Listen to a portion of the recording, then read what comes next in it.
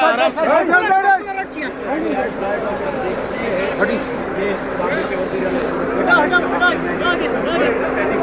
Jammu Kashmir national conference जिंदाबाद। उमर साहब कदम बढ़ाओ, हम तुम्हारे साथ हैं। नेशनल साइड साइड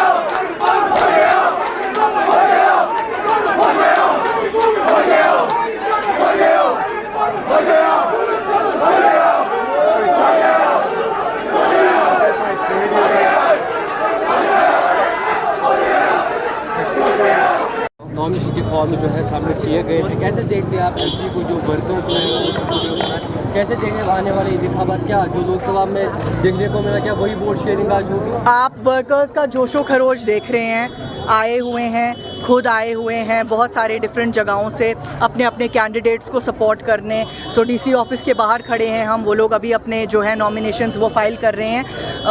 हमें उम्मीद है कि अल्लाह का साथ और जम्मू कश्मीर की आवाम का साथ रहेगा और इंशाल्लाह ये जो है हम कामयाबी हासिल करके रहेंगे। तो मैं देखने को आज तमाम तर कॉन्स्टिट्यूंस में ये भी कि अपने अपने कैंडिडेट्स शुक्ला, आपको लगता है कि नेशनल कॉन्फ्रेंस चैलेंज बन सकता है उन कैंडिडेट्स को खड़ा करना? देखिए बहुत सारे कैंडिडेट्स के आपने देखे होंगे पिछले दिनों में फॉर्म्स जो हैं वो रिजेक्ट हो गए, लेकिन इंजीनियर रशीद साहब का फॉर्म जो है वो रिजेक्ट नहीं हुआ था। तो हालांकि केसेस उन पर भी थे, वो बंद थे तिहाड़ में। तो उसके बाद जब कैंपेनिंग शुरू हुई, कैंपेन एक इमोशनल उस पे तर्जे पे चली, तो कहीं ना कहीं कभी जज्बाती कैंपेन जो है वो आगे बढ़ जाती है, लेकिन उसका मतलब ये नहीं है कि हम नॉर्थ कश्मीर में खुद को कमज़ोर पा रहे हैं। अल्हम्दुलिल्लाह हम खुद को अच्छा ही पा रहे हैं। और देखिए बीजेपी की तो कोशिश रही है कंटिन्यूसली कि हमारे कैंडिडेट्स, ख़ास तौर पे जो हमारे सबसे बड़े कैंडिडेट्स हैं स्टेचर में, उनके खिलाफ जो है ज़्यादा से ज़्यादा डिवाइड एंड रूल पॉलिसी का इस्तेमाल किया जाए। और दिल्ली इसमें बहुत हद तक देखिए कामयाब हुई है। आज तक इन्होंने ये सिलसिला जो है पिछले 40 सालों से ही कैरी ऑन रखा है। एक टीम के ऊपर दूसरी टीम, दूसरी टीम के ऊपर तीसरी टीम, ये खुद दिल्ली से लॉन्च करते हैं, ये खुद डिसाइड करते हैं इनका कैंडिडेट कौन सा होगा। ये पहले हमारा कैंडिडेट देखते हैं कहाँ उठेगा, अब जी इसको, इस वाले बंदे को वहीं भेजिए जी इस कैंडिडेट को तोड़ने के लिए। लेकिन अवाम ये समझ चुकी है कि दिल्ली के जो प्लान्स हैं हमारे खिलाफ, ख़ास तौर पे हमारी तंजीम के खिलाफ, मैं वाज़िया तौर पे जम्मू कश्मीर की आवाम को कहना चाहती हूँ, आज सारी तंजीमें एक तरफ है और नेशनल कॉन्फ्रेंस एक तरफ है। हम तशख़्ख़ुस की, हम अपनी शनाख्त की, हम अपनी कश्मीरियत की, अपने कॉन्स्टिट्यूशनल राइट्स की, डेमोक्रेटिक राइट्स की बात कर रहे हैं। आज 10 साल बाद इलेक्शन हो रहा है, आज तक 2 इलेक्शन हो गए होने चाहिए थे, लेकिन अनफॉर्चुनेटली जो ये डिले करते गए ताकि जो अवाम है उनको मौका ही ना मिले खुद को जाहिर करने का। जो इन्होंने झूठ का डिंडोरा पूरी दुनिया में पीटा कि कश्मीरी खुश है, और आज जब कश्मीरी बाहर निकलेगा वोट डालेगा तो ये समझ जाएंगे कि कश्मीरी का जो फैसला था वो क्या था, वो इनके खिलाफ था, क्योंकि इन्होंने हमारे साथ जुल्म किया। हमारे जो राइट्स हैं वो इन्होंने अनडेमोक्रेटिकली, अनकॉन्स्टिट्यूशनली, इलीगली छीने, यूनिलैटरली छीने। ये मैं आप सबको यही समझाने की कोशिश कर रही हूँ, जहाँ जहाँ हमारे स्टार कैंडिडेट, वाइस प्रेसिडेंट या बड़े स्टेचर के कैंडिडेट्स नॉमिनेशंस फाइल कर रहे हैं, जैसे हमने उमर साहब के केस में आपने मेंशन किया, तो आप देख रहे हैं कि किस तरह ये प्लानिंग की जा रही है डिवाइड एंड रूल पॉलिसी की। ये जो ब्रिटिश पॉलिसी थी जो इस्तेमाल की जाती थी 1947 तक इंडिया के साथ, आज यही पॉलिसी हमारे साथ इस्तेमाल की जा रही है, डिवाइड एंड रूल की। वोट तोड़ी है तो दिल्ली से ही फरमान पहुंचता है, एक जगह तो उनका नॉमिनेशन जो है कैंसिल हो गया। बड़ा इंटरेस्टिंग होगा देखना कि यहाँ पे क्या होता है नॉमिनेशन का होगा। मैं देखना चाहती हूँ कि क्या होने वाला है, क्योंकि अगर वहाँ कैंसिल हुई है, रिजेक्ट हुई है, तो उस लॉजिक से मैं समझती हूँ कि दूसरी क्योंकि एक ही मुल्क में एक ही कानून है, सिर्फ कॉन्स्टिट्यूएंसी का फ़र्क है। तो मैं देखना चाहूँगी शाम तक क्या होता है। आज भर रहे हैं क्या वो के साथ काम कर रहे हैं, उन्होंने रिजाइन करके पीडीपी का हाथ थामा। आप कैसे देखते हैं इन कॉन्स्टिट्यूंस पे इन दिग्गज नेताओं का रिजाइन करना, वहाँ पे आप नेशनल कॉन्फ्रेंस का स्टैंड कैसे देख रहे हैं? पहले तो मैं बोलूँ आपको, ये शायद इक्का केस हुआ है, दुक्का भी नहीं हुआ है, इक्का। और अल्हम्दुलिल्लाह हमारे तमाम तंजीम ने, हमारे तमाम कैंडिडेट्स ने प्रॉपरली सपोर्ट किया, चाहे वो सीनियर लोग भी थे। उन्हें जब हमने कहा ये जो इस वक्त इंटरेस्ट है ये पर्सनल मफाद नहीं है, ये इंटरेस्ट जम्मू कश्मीर का इंटरेस्ट है, जो 5 अगस्त से पहले पोजीशन थी, कल को यही लोग हमें मदद करेंगे, क्योंकि हमारे को भी तो कोई चैनल खोलनी है ना बात करने की, हमें भी तो कोई प्राइम मिनिस्टर कैंडिडेट देखना है ना जो कल को हमारी मदद कर सके, तो जो उनके दायरे इख्तियार में हो।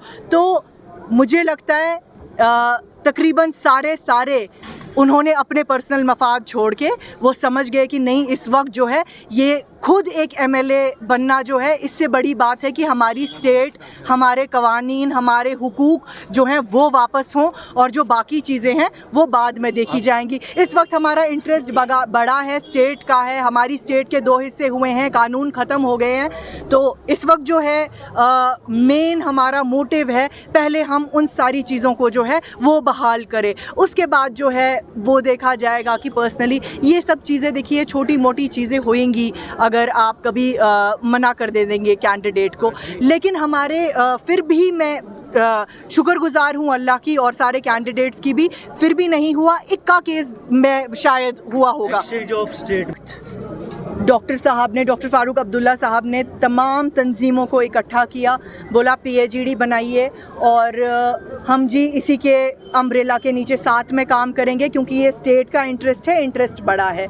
लेकिन अनफॉर्चुनेटली धीरे धीरे अपने पर्सनल मफाद के लिए सारे दूर हो गए, निकलते गए, क्योंकि कभी कोई इंटरेस्ट तो कभी कोई इंटरेस्ट। डॉक्टर साहब बार बार इन लोगों को कहते रहे ये इस वक्त किसी तंजीम की बात नहीं है, अपने इंटरेस्ट की बात नहीं है, ये हमारे इज़्ज़त की बात है जो छीनी गई, कवानीन, हमारे हुकूक, उन सब चीज़ों की बात है। लेकिन अनफॉर्चुनेटली आपने देखा कि किस तरह उस वक्त जो है लोग धीरे धीरे 1 सीट के लिए, 2 सीट के लिए, या उस वक्त जब DDC इलेक्शन हुए शुरू वहाँ से हुआ, फिर धीरे धीरे ऑक्सीजन लिया PAGD के बैनर के नीचे सबने, और उसके बाद ये ऑक्सीजन जब उन्होंने लिया उसके बाद अपनी तंजीमों को मजबूत करना स्टार्ट किया। मैं ये नहीं कहती कि आपको अपनी मजबूत नहीं करनी चाहिए तंजीम, लेकिन एटलीस्ट आपको ये समझना चाहिए था कि हम किस दौरे मुसीबत से गुजर रहे थे इस वक्त, और अनफॉर्चुनेटली ये सारे लोग जो हैं अलग हो गए। हम तो वरना चाहते थे कि सारे जो हैं हम एक साथ ही रहे, एक ही अम्ब्रेला के नीचे रहे, ताकि हम ये